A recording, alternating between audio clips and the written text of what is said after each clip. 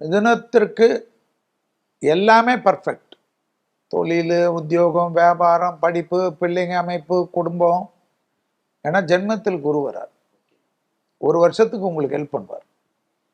அதே சமயம் இடமாற்றம், வீடு மாற்றம், மடை மாற்றம், உத்தியோக மாற்றம், தொழில் மாற்றம், ப்ரமோஷன், இன்க்ரிமெண்ட், குடும்பத்தை விட்டு தொலைதூரத்துக்கு பிரிவது, அதிகமாக வெளியூர் வெளிநாடுகளுக்கு போகக்கூடிய ராசியில் மிதுனம் வரும். பெற்றோர் பெரியோருடன் மனத்தாங்கல், கஷ்டங்கள், பூர்வீகத்தில் பாதிப்புகள், பூர்வீக சொத்தில் கஷ்டம்லாம் இருந்தால் அதெல்லாம் மாறி சந்தோஷம், அனுகூலம் பெறக்கூடிய ராசியில் மிதுனம் வரும்.